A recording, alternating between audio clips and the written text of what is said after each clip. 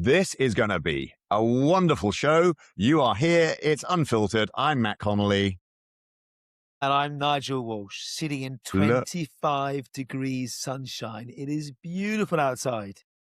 Aren't we lucky, Nigel? This is what England is about. For those who haven't been to the UK, it's pretty much like this all year round, apart from a few days in the winter. Do you know what? I will make you laugh. I felt like did I say this last time? I don't know if I did. I felt like the comedy guy where the rain was following from country to country to country. I was in New York, it rained on me. I was in London, it rained on me. I was in Dublin, it rained on me. I was in Munich, it rained on me. I'm like, what is going on? Maybe you broke the spell. You broke the spell. It's sunshine. You're back. More importantly, do people need to know that you and I were comparing pencils before we started? And literally pencils, right? I mean, it is, and mostly excited in our middle-aged, I think that's what we are, isn't it? By the sharpeners, the built-in pencil sharpeners in our pencils. I love a good gadget. I'm a nightmare at gadgets. So yes, don't let me anywhere near them. But everything's got ServiceNow on them, which is even better, right? So these are free gadgets. I mean, I had to go to the local shop and buy mine. I was going to say, not everything does. But I just picked up a pen that says ServiceNow as well. So yeah, maybe a few of them say ServiceNow. So yeah, it's pretty good. It's pretty good. It's pretty good. Oh, life is good. How are you? Yeah, I'm really well. I am really well. I have had another pretty slack day, actually. I've been at the, the end of term day, as we call it, celebration day, where my boy goes to school. So all the parents were, you do the whole kind of, sit through hours of hearing kids sing and do little plays and stuff, which is very sweet. Caroline, my wife, was incredibly emotional for all the kids who are leaving, which aren't our kids, but I mean, still super sweet. And then there's a big picnic. All the parents get drunk, and I didn't. One, because I'm a professional, and two, because I'm an athlete. I'm very pleased that Caroline got emotional about everyone else, and that she would never listen to this podcast and give out to you. I know, it's hilarious. I remember sitting through. We sat through. What's the movie with the horse at war? Wars. Brilliant. I got there. What's that movie? Let's edit. What's that movie where they dance dirty? Oh, Dirty Dancing. But I remember sitting at the cinema watching Wars. I've never heard someone cry so hard in their life. I'm just hang on. I am a crier, though. I will tell you, I'm very emotional.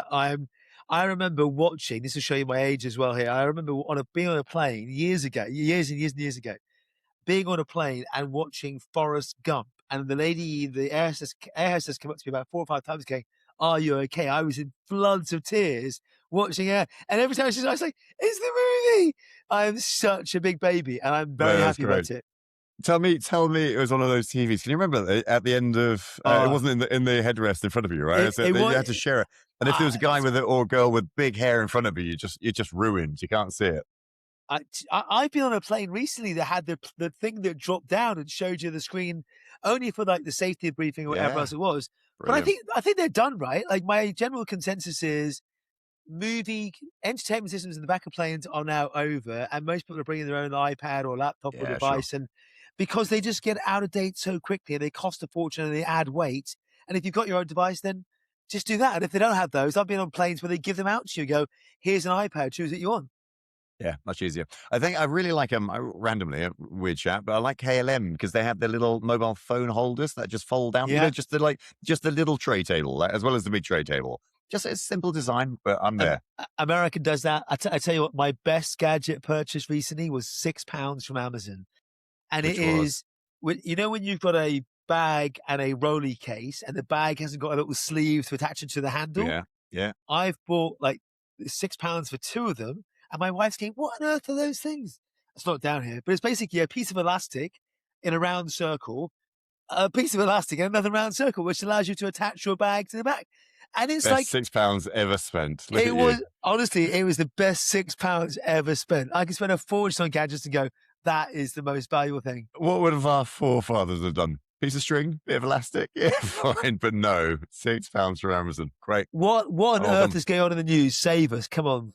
Mate, loads of stuff. I'm loving it. So I want to have a big old job conversation with you. Not about looking for a job or looking to like employ anyone, but it's about the numbers. Like we are different sides of the fence here. So I'm going to throw stuff that is in my favor of the argument. So to defend it. But what I think is really interesting. So basically, sorry, to actually tell you what that is the US job numbers are lower than were expected, right? So actually this month, something like 57,000 jobs were added as opposed to 115 or something thousand. So jobs numbers are lower, but and cited because of the AI impacting the industry, right? And so stated there, tech layoffs are like 142,000 again, year to date. But what I think is really interesting is all of this is in the so these are US numbers, but in the shadow of good old Donald Trump and the US White House having these conversations with the frontier models, right? So they're having these conversations about, we want to get first access to this stuff. We want to understand your release timelines. We want to know whether, or we want to be able to basically put some benchmarks in place, whether we get access or we allow access to the broader public, right? And so he's having these conversations with Anthropic and OpenAI. And I think that's like, again, we've talked about it a little bit on the pod, right? It's really interesting, this kind of world, how it's changing. And because like Fable's back as of, was it yesterday morning? I think it was, maybe. I may be losing count of days, but right. and so so it's kind of like the world is changing fast. Who owns it? Who controls it? How then that, it's the US versus China versus Europe versus, all of that. It's a really interesting world, right? And then, coming from a day where I'm looking at all these young kids going into the future, what are they going to do for jobs, or where is the world going? Mate, I don't know. There's lots of people who, it won't change too much. And there's people like me who I'm absolutely terrified for my boy, right? So I'm the opposite, though. I'm the optimist in these. I had this conversation I this love it. week in Munich, actually, and it goes. I'm a technology optimist in that I still believe, and we've discussed it before, that the future kids will be just fine. Don't worry. Lots of stuff will evolve. The floor will raise, not just the ceiling. We are so far be like. Don't forget, we live in a bubble, and the bubble Yeah. that we live in is a very small group. And as soon as you pop out of that bubble, and you go and ask a teacher, or you go and ask a hospital physician or a barrister how much they actually use day in day out, and what headlines they see versus what we see, it's a fundamentally different conversation. I would say we're 1% there or 5% there at best before the rest of industry is catching up. And yes, it's going really, really quickly, but we're nowhere near where we think we are in terms of the bubble. It's like 11FS used to have a 1% marketing Bank slogan, didn't they? digital, David used to say digital banking is 1% done. Yeah, I always like that. That's good. That was. I think it's the Anyway, right so attitude. yeah, no, mate, I love your optimism. That's why I like to hang out with you. So sorry, I don't want to bring you down. No, I think that's you won't. Don't worry. impossible. Don't you won't. You can't. There was a really good post from a lady called Eleanor Werner, and Eleanor Werner was recommended by Lenny Richiski. Lenny's podcast, which I listen to quite a Oh, lot, yeah, and he's yep. really good. Eleanor is the head of growth at Lovable, and she wrote a post yesterday talking about please stop the AI confidence theater. And it was really lovely in that it was just saying all these cool things about taking jobs and destroying education and. In reality, we're asking ChatGPT for recipes or rewriting a paragraph for the 14th time. I don't know if you've seen the meme where the guy is going, help ChatGPT cut this hot dog in half. And it's just like you're fighting it all the time to do the Yeah, thing that is sure. just intuition to you. So Yeah, it will sure. get there, but stop the theatre. Interesting, right? So on that, did I don't know if it's a thing to see at all, but Claude, or yeah, I think it's Claude, now integrates directly into Garmin, and I think to Whoop. And somebody was posting somewhere I was just reading, which is goodbye Strava. I thought that was an interesting, it's like the interface changes. And we talked about that. And actually if Claude becomes the interface into, and our agents are talking with other agents, and actually we're cutting out all the software out. Again, I appreciate we're the 1%, and we're talking about a future state.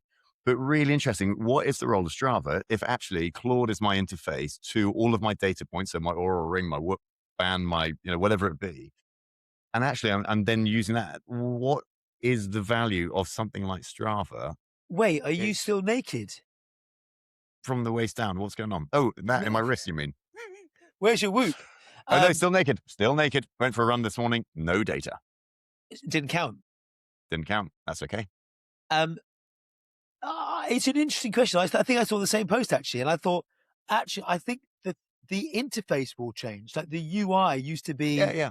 100%. a letter, then it used to be a phone call, then it was an email, now it's a chat. Next is going to be a conversation. But the UI and the interaction around all this stuff that's headless still exists. Not everything will have an MCP server. I saw someone else announcing it earlier around their stuff. Strava for me is my fitness community. Facebook is my parents' community. Instagram is my guilty pleasure sometimes. I I don't go on TikTok or whatever else. But it's like you have different things in different places. But the core data needs to be collected somewhere. And for me, Strava is my baseline for all my activity that I do, whether it's running, yoga, walking, whatever it might be. What do you mean by community with Strava? Is it a community like in terms of you got a network of individuals you're high-fiving, celebrating, kudosing, or whatever it is?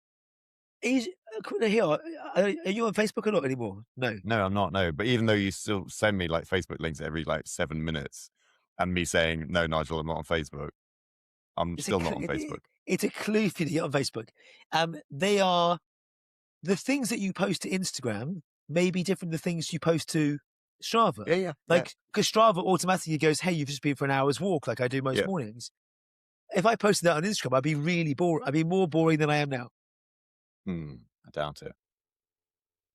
Did you? So talking about Facebook, did you see Meta? Look at this. It's like the consummate professional. Meta stock jumped 9%. So they're going to use their excess AI. So it's the same play that Elon Musk did with Grok. So they're going to use their excess AI compute capacity as a cloud business. So super smart. If it's not being used, make Rent use of it. it, right? Yeah, totally. Yeah, So yeah, 100%. I didn't see the stock jump, but that's really interesting. Does that then indicate that Llama and no the stock jump. LLM? Yeah, No, did you but say does that? it? But no, I did stock jump. Yeah, But does that yeah. mean that their LLM and Llama, their open source model that they were touting very early on, which is in no conversations right now, is that done and gone, or is it coming back? I don't know, right? Again, maybe it has its audience, same as Grok, right? Grok's installed in Teslas and the rest, and maybe that's always going to have a place until. But then actually you take that to a slightly bigger argument of only one will survive, right? And so therefore, yeah, at some stage it will be done But I or don't not. think so. Like this is the whole debate right now, and actually, as a equally consummate professional, Alex Karp was on CNBC throwing shade at Dario and Sam Altman and whatever else. And it was a really interesting 19 minutes. If you've ever seen Alex Karp's interviews, they are full on like explosive and controversial and fun. Actually, they're fun to watch. He's not shy, quiet, or reserved in any way, shape, or form. But actually, what he's talking about is that all these companies that are selling tokens rather than outcomes are like token maxing was great for them because they're now buying Sure. more tokens without working out what the value is, as opposed to going in his argument, if you're going to save $1 billion, well, save $1 billion. He didn't happen to mention from memory the fact that if you want to use Palantir, you've got to buy forward deployed engineers that you buy at a very heavy amount of money per year. And once you leave those FTEs behind, what are you left with? Yeah. So I feel like that's a people in glass houses shouldn't throw stones. I want to go back and watch it again. I totally get his point, but it's really interesting. Like it's complicated out there for sure. But that also then goes back to the whole sovereignty of models. Mm-hmm. If they're all US and they're all private rather than open source, and we're now looking at GLM 5.2 or Chinese models that are open source and practically free and are good enough, at what point will people switch and go, we're done? We're not spending all this money on tokens anymore. Yeah. So No, you it's saw a really few weeks interesting that. back that Uber have reached their peak on tokens and spending. And then I saw this morning that Coinbase said are going to cut their token spend by 50%. So we've done Interesting. full Because circle really why? quickly. Because they haven't got the value from it, or I think back to it's the just too point, much. it's too much. So they're spending a fortune and then working out what's my ROI on those things. I think people Yeah, will be yeah, more sure, selective sure. about, do I send it to the Ferrari or do I send it to the Fiat 500? And I both get there on at the same sort of thing. And one's good enough and one's just looks nicer. I saw all the generally leadership or maybe innovation leadership all over at Ferrari, doing some kind of, I don't know, either a session there or some immersive. I'd love to hang out at the Where's my inside invite? Ferrari. Yeah, where was mine? Yeah, I need to. Yeah, don't know. We Get did one it first.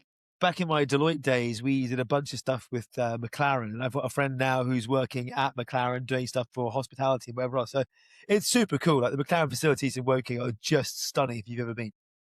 No, I haven't, and I just don't associate Woking and McLaren. Albeit, I think I've always thought for like Woking is like, I don't know. I think because I know someone from Woking, and I therefore assumed Woking was everything like him, but it's not. It's actually quite nice. How about you stop there to save Yeah, yourself from getting in trouble? Should be In listening. the same way that Milton Keynes is the home of Formula One. Who would have thought?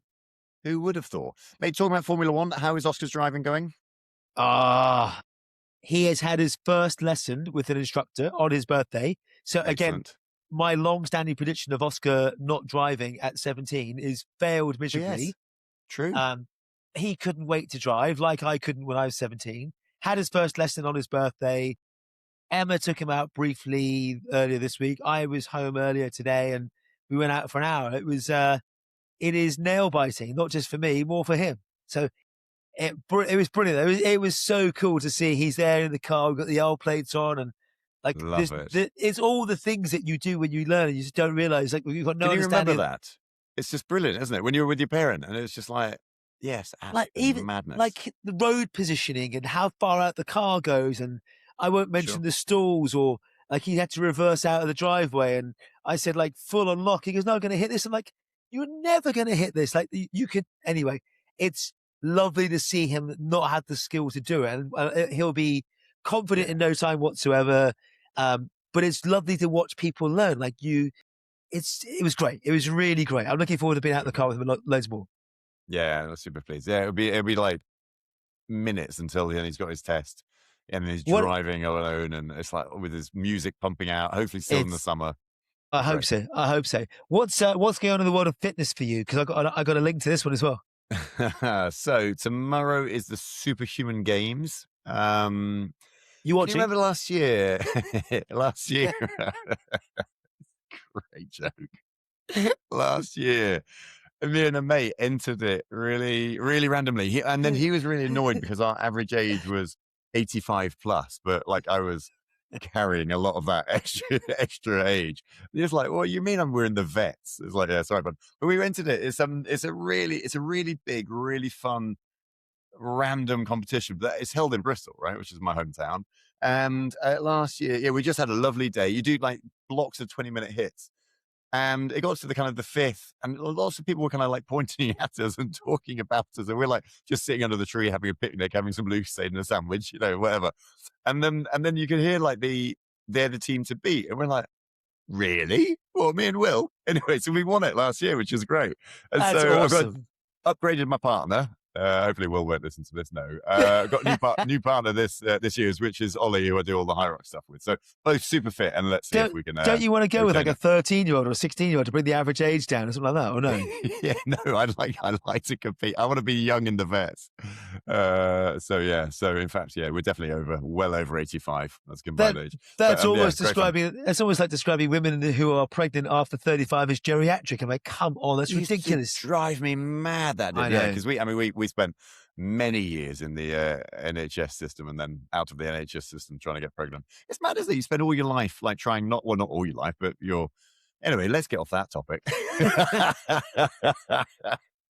Anyway, so that's what's going on. What's your comment to do with fitness? Speaking to the NHS though, they've just launched that they're going to reward people to walk a marathon a year, like do 30 minutes or a marathon a month. They're like, go out and walk 30 minutes a day, and we'll start rewarding you and doing better things. And I just what's the reward? Sorry, what's the exchange? I don't think they've put down what the rewards are just yet, but I just love the idea. I love that. It's so good.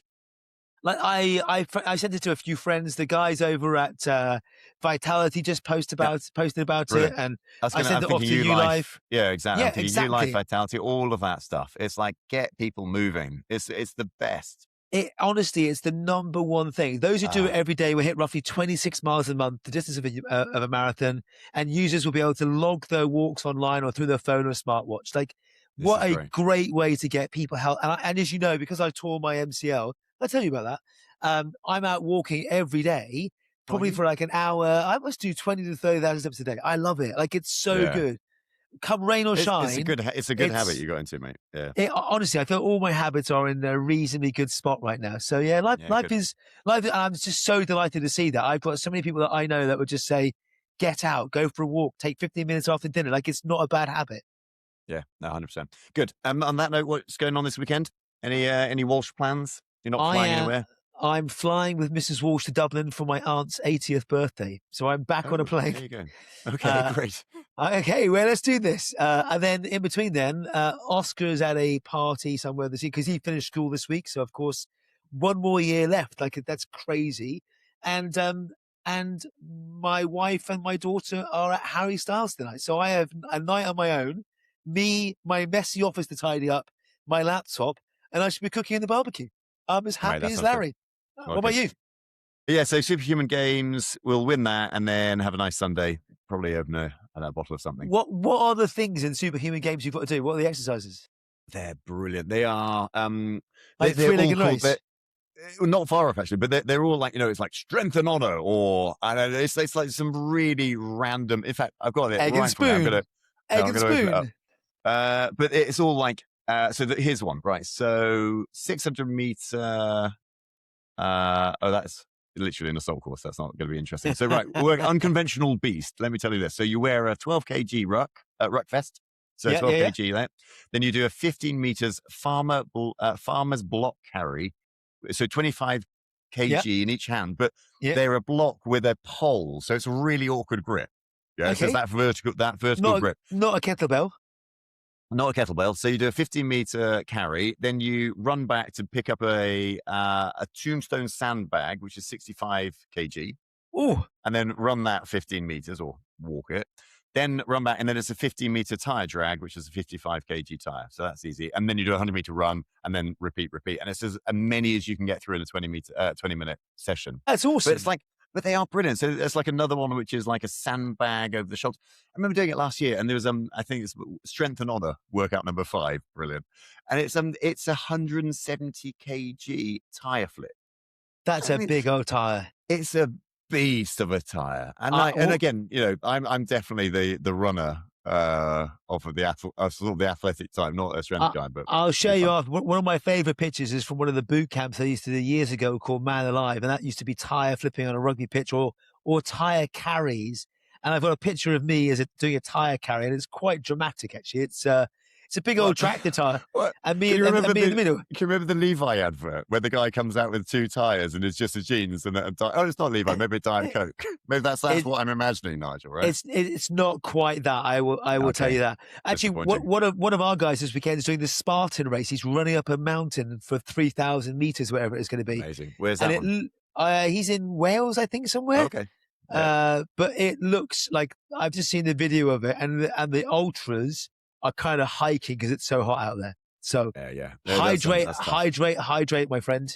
Yeah, I will do. I will. Likewise, same for you with your barbecue. Okay. I'm going to be hydrated. I'll be very hydrated. Good. I'm pleased. Enjoy the weekend, buddy. Yeah, it's been a pleasure. Big love. Later. See you soon. Bye. Bye.